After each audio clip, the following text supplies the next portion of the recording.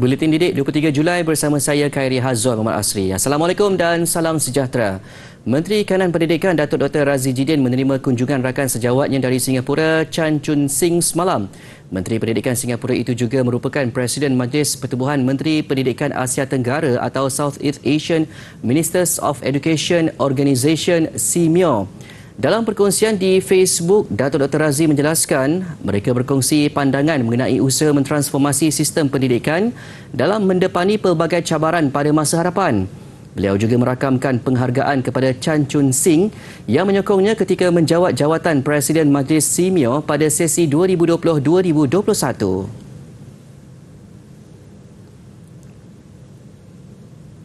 Dalam pada itu, Datuk Dr. Razzie sempat menjengah acara sukan tahunan Sekolah Kebangsaan Putrajaya Presin 11-3 ketika beliau sedang meluangkan waktu hujung minggu di sekitar Putrajaya.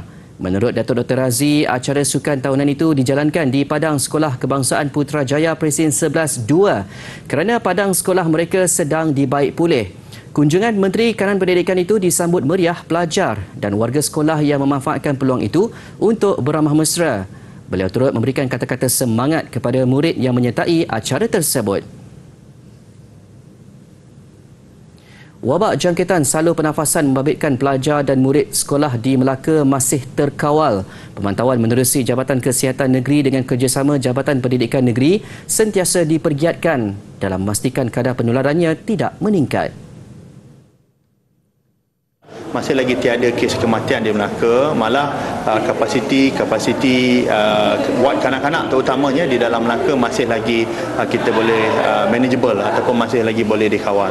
Jadi insya-Allah kita harapkan keadaan ini tidak berterusan dengan lama. Jadi insya-Allah Hospital Melaka dan juga bagi Jabatan Kesihatan di Melaka kita mampu untuk mengawal keadaan ini buat sementara ni. Tambah Dr. Muhammad Akmal, penggunaan katil di beberapa hospital di negeri itu masih terkawal meskipun mencatatkan kenaikan pesakit yang mendadak sejak akhir-akhir ini. Kementerian Kesihatan KKM dalam satu kenyataan semalam memaklumkan Melaka merekodkan 13 kes jangkitan salur pernafasan dalam kalangan kanak-kanak sekaligus tersenarai sebagai antara 10 negeri tertinggi penularan wabak berkenaan. Yang di-Pertuan Agong Al-Sultan Abdullah Riayatuddin Al-Mustafa Billah Shah bertitah supaya Hospital Al-Sultan Abdullah Universiti Teknologi MARA UiTM menghasilkan kaedah perubatan dan vaksin tersendiri bagi menghadapi cabaran akan datang. Al-Sultan Abdullah yang juga Chancellor UiTM bertitah agar hospital tersebut dapat mencipta kaedah perubatan yang boleh menaikkan nama pusat perubatan itu selain memberi manfaat kepada masyarakat setempat. Baginda berkenan mencemaduli merasmikan Hospital Al-Sultan Abdullah Universiti Teknologi MARA UiTM di Puncak Alam, Selangor. Turut berangkat Raja Pemaisuri Agong Tunku Hajah Azizah Aminah Maimunah Iskandariah, Sultan Selangor Sultan Sharafuddin Idris Shah dan Tengku Pemaisuri Selangor Tengku Pemaisuri Nur Ashikin.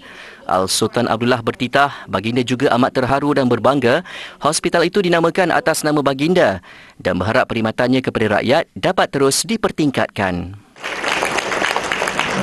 Perjalanan hospital ini akan terus ditingkatkan dari masa ke semasa, khususnya apabila kita memberi perkhidmatan kepada masyarakat setempat ataupun masyarakat dari luar sekalipun, supaya nama hospital ini dan nama Hospital UiTM ini akan lebih terselah, menyerlah dan terus memberi satu kesan yang baik kepada masyarakat setempat. Hospital Al-Sultan Abdullah sebelum ini dikenali sebagai Hospital UiTM Puncak Alam berkeluasan 18.4 hektar, siap dibina pada tahun 2020 dan mula beroperasi pada 5 April tahun lalu. Reka bentuk binaan bangunan hospital itu berinspirasikan unsur molekul air Zam-Zam yang menjadi mercutanda baharu UiTM dengan menawarkan perkhidmatan rawatan dan kesihatan kepada hampir 1.5 juta rakyat di Selangor dan Perak Selatan. Selain itu, hospital berkenaan turut menawarkan kepakaran kepada hospital daerah dan komuniti setempat berteraskan visi untuk menjadi sebuah hospital premier di rantau Asia Tenggara.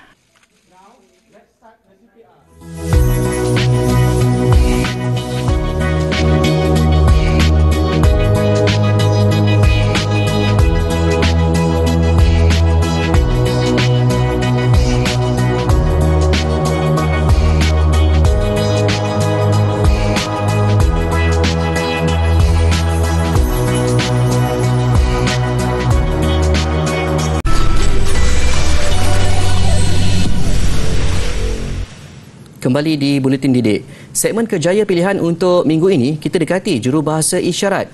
Mungkin bukan kerjaya popular, tetapi satu keperluan dalam masyarakat yang ramai pihak ambil mudah kepentingannya. Golongan ini ibarat orang tengah kepada individu istimewa, terutamanya golongan pekak untuk berkomunikasi dengan pihak lain. Assalamualaikum dan salam sejahtera. Nama saya Suryati binti Muhammad Syukur. Suryati Muhammad Syukur, individu yang menjadikan kemahiran berbahasa isyarat sebagai kerjaya pilihan.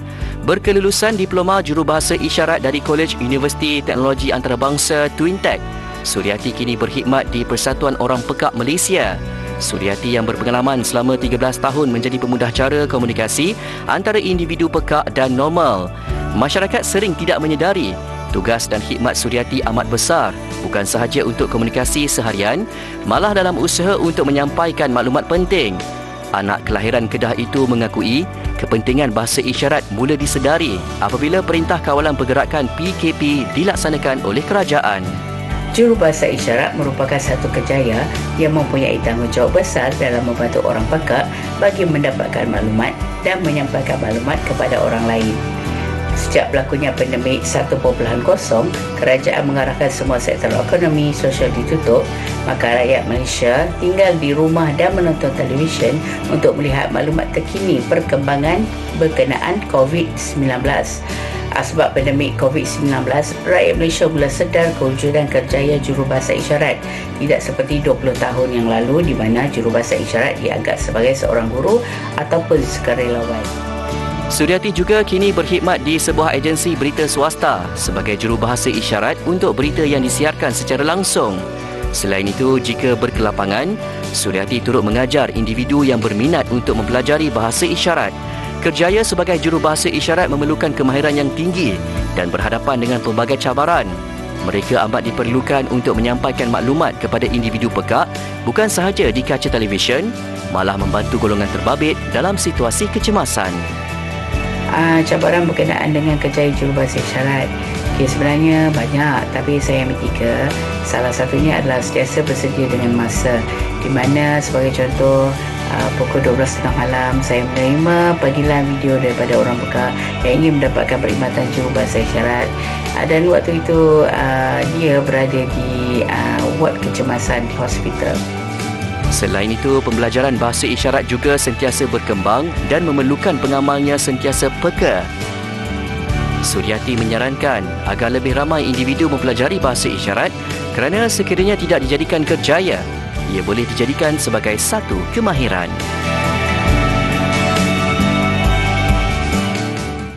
Dunia kesusasteraan bakal berhadapan dengan ketandusan penulis, khususnya golongan muda, jika ia tidak digilap pada peringkat awal. Gandengan penulis lama dan baru dalam pelbagai naskah dilihat mampu memberi impak positif dengan mewujudkan satu generasi penulis muda yang menjadi kesinambungan kepada nilai kesusasteraan itu sendiri. Pengarah Dewan Bahasa dan Pustaka DBP Sarawak, Abang Haliman Abang Julai berkata, berdasarkan trend semasa, golongan penulis muda ini mempunyai saluran mereka yang tersendiri dan tidak hanya bergantung harap kepada satu organisasi sahaja. DBP katanya sentiasa menggalakkan penulis muda dan bebas ini untuk bersama dengan organisasi itu bagi memperluaskan lagi rangkaian penulisan dan kreativiti penulisan mereka. Pada masa sama dapat memberikan bimbingan serta pendedahan menyeluruh mengenai teknik-teknik serta tata cara penulisan yang menyeluruh kepada mereka. Supaya mereka juga dapat membimbing penulis-penulis yang penulis muda khususnya yang diangkat dan dididik oleh DBP untuk melihat konteks yang lebih luas. Kerana mereka ini, mereka yang bergerak sendiri ini, mereka mempunyai hubungan yang cukup luas menggunakan media dan sebagainya. Jadi ini ilmu yang perlu dikongsikan supaya generasi muda dapat bergerak dan berkembang lebih hebat lagi khususnya di Sarawak ini. Menyedari kepentingan itu, pelbagai inisiatif dilaksanakan untuk mengasah penulis muda ini agar mereka memiliki ilmu yang bermanfaat untuk menjadi penulis yang lebih menyerlah. Perhimpunan karyawan antaranya berupaya menjadi medan penggalian ilmu di samping pemugaran semangat untuk penulis muda menghasilkan naskah karya mereka. Benda tak dapat buka lebih banyak peluang untuk pelajar di sekolah menengah atau sekolah rendah untuk menceburi bakat dalam bidang penulisan dan membuat banyak karya untuk masa depan. Mereka banyak memberikan tips dan cara-cara kepada pelajar dan mereka yang meminati bidang penulisan sastra ini. Jadi saya rasa perkara ini dapat diambil oleh mereka semua yang meminati tulisan dan tulisan sastra ini untuk mengambil peluang menulis cerita, cerpen, puisi dan lain-lainnya. Walaupun demikian, golongan penulis muda ini dinasihat untuk tidak menjadikan peluang terbabit sebagai arena menyebarkan fitnah serta hasutan sehingga mampu mengganggu gugat keharmonian negara. Sebaliknya menjadikan ia sebagai platform untuk menyebarkan keharmonian dan nilai persefahaman antara masyarakat berbilang bangsa dan budaya di negara ini.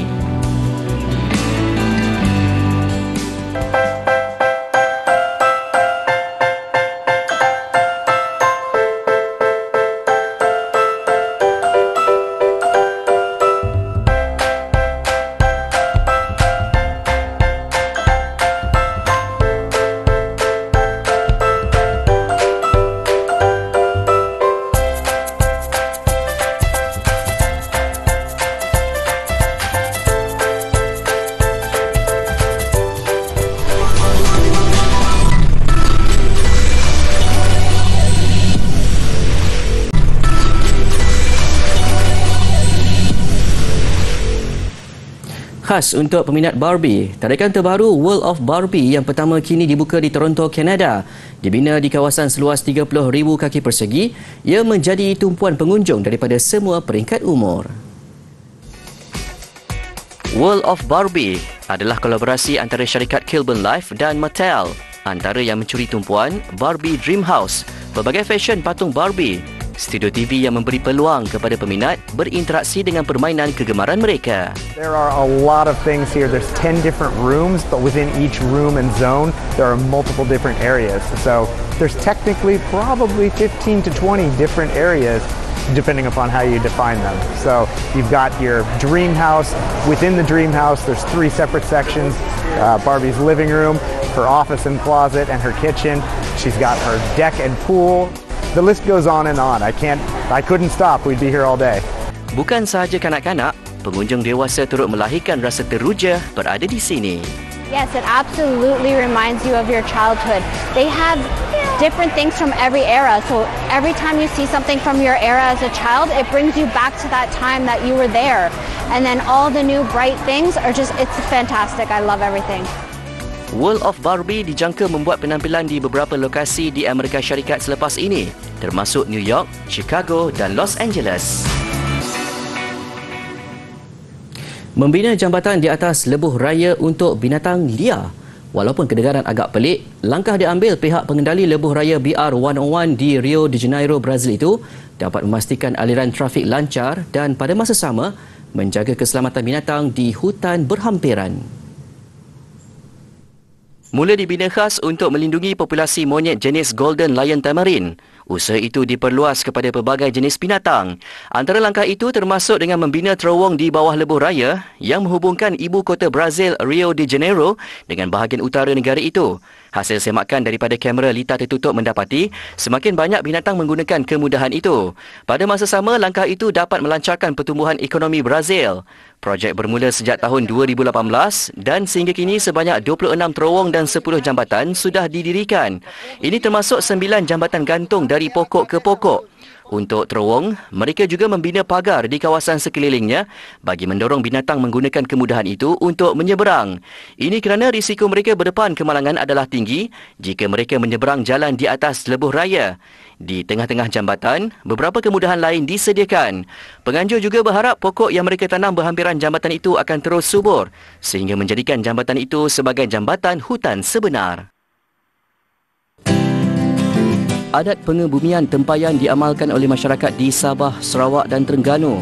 Menurut Muzium Negara, pentarikhan ke atas amalan ini di Gua Niah, Sarawak berusia akhir abad kedua sebelum Masihi, di mana tembikar tanah digunakan untuk menyimpan abu dan tulang mayat yang dibakar. Terdapat kesan-kesan damar yang digunakan untuk membakar mayat pada tulang-tulang yang disimpan di dalam tempayan. Terdapat juga beberapa kaedah pengembumian tempayan diamalkan masyarakat di Sabah dan Sarawak di mana beberapa individu dimasukkan ke dalam satu tempayan. Dengan kaedah ini, mayat dibiarkan reput di tempat yang selamat. Kemudian tulang serta tengkorak diambil dan disusun di dalam tempayan untuk dikebumikan dengan meletakkannya di atas lantai gua-gua batu kapur. Masyarakat Kelabit di Sarawak pula meletakkan tempayan mayat berhampiran struktur megalit yang dibina khas di suatu kawasan di dalam hutan.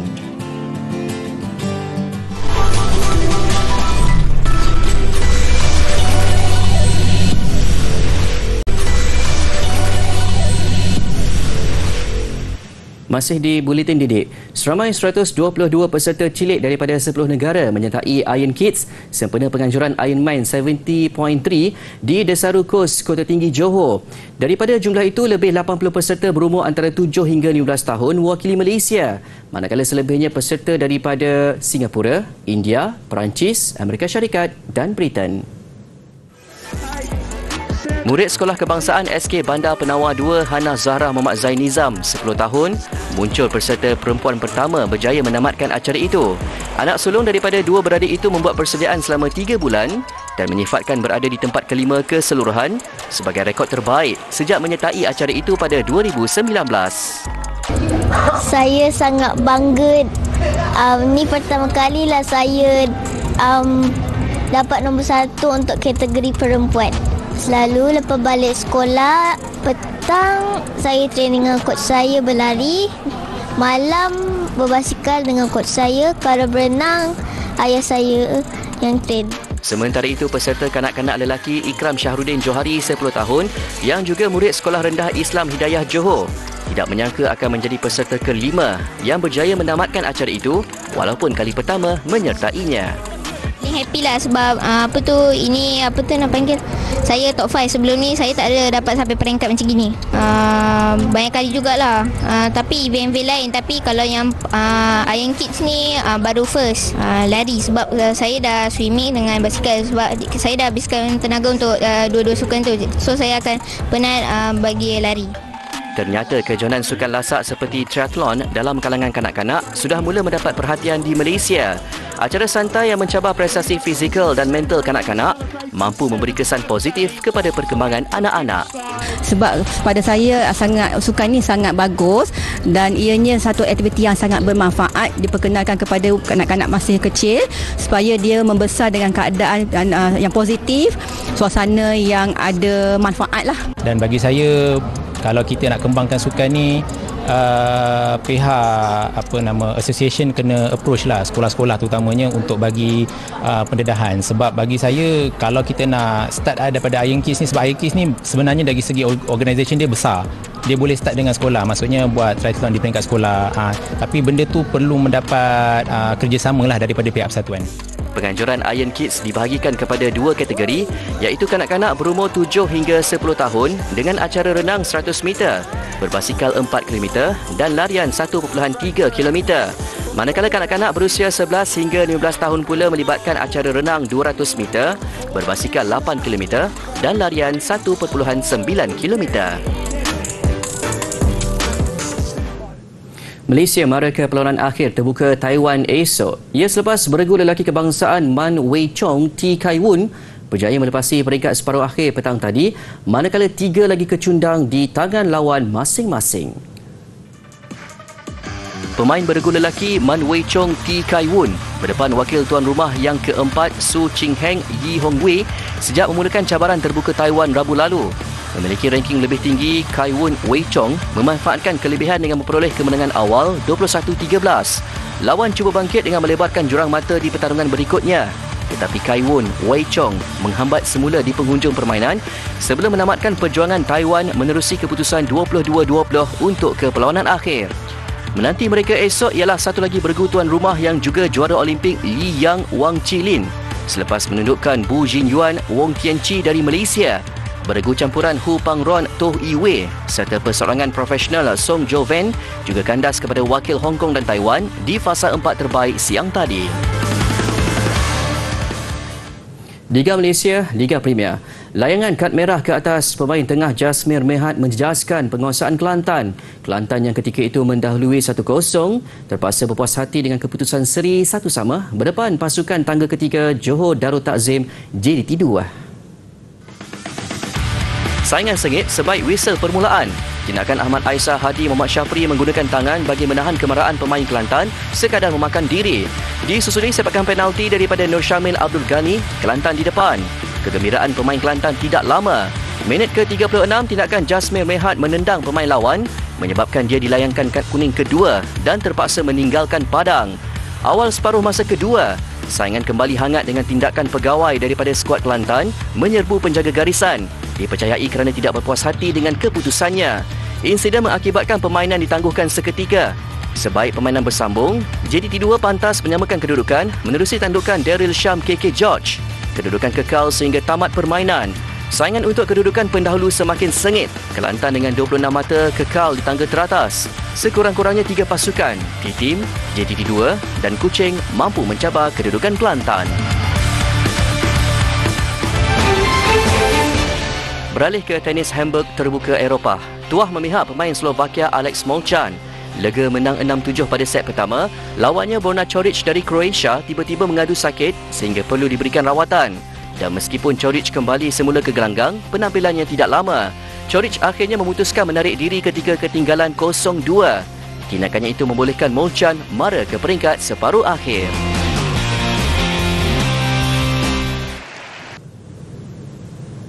Mengakhiri buletin didik, lebih 20 pelakon fashion dari seluruh dunia berkongsi pentas di Festival Fashion Tradisional Nomad di Kyrgyzstan. Ia menampilkan konsep kembali ke masa lampau dengan sentuhan moden. Saya Khairi Hazwa Muhammad Asri. Salam hormat dan Assalamualaikum.